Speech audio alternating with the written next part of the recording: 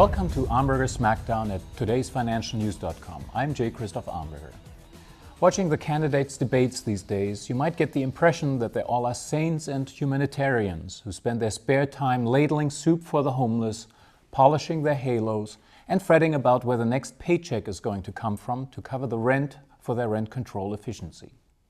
Especially liberal candidates running for president of the people are keen to appear as veritable Mother Teresas, making a lower middle-class living right next door to the blue-collar working man. Pulling this off requires the acting skills of Academy Award winners. And I presume more than method acting is involved if you're a multimillionaire living in the biggest mansion in your home county, spend more on heating your pools and tennis courts than the average American earns in a year, and require a private jet to take you to your hair appointments, as you need to convince people you're the champion of the poor. It is quite tragic that John Edwards has thus far been passed up for daytime Emmy Awards. The Clintons' total wealth, for example, has been valued at anywhere between $10 million and $50 million. No wonder if you clear a cool $1 million in speaking fees every month.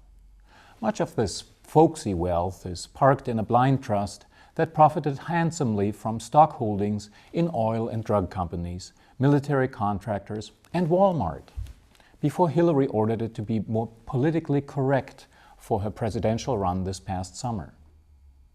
Not that there's anything wrong with that. We too love to make money on oil and drug companies. Despite what candidates may tell you, investing and even speculating is a prudent way to create and expand wealth, achieving financial independence. Every American household should actively and responsibly take charge of its finances, instead of counting on the government to nationalize and redistribute the individual property of those who already do.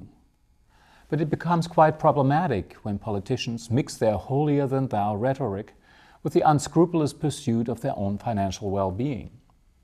Former German Chancellor Gerhard Schröder comes to mind, whose crypto-communist past and close ties with East German communists didn't keep him from masquerading as a moderate liberal for the duration of his office. Schröder was instrumental in bullying Poland and the Baltic states into accepting the plans for an undersea natural gas pipeline through the Baltic Sea.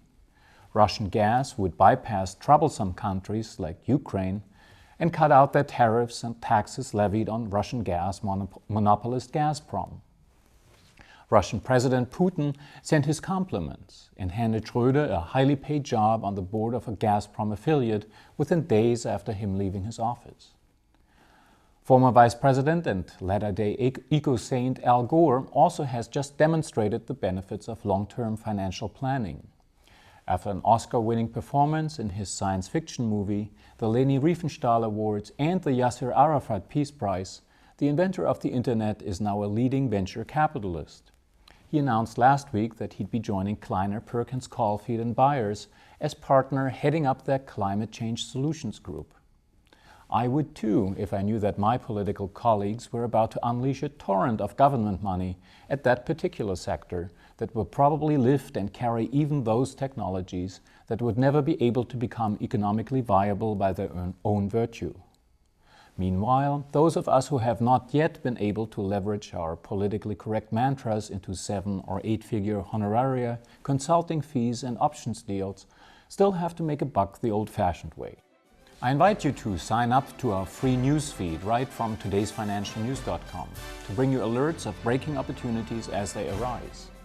For todaysfinancialnews.com, I'm J. Christoph Amberger.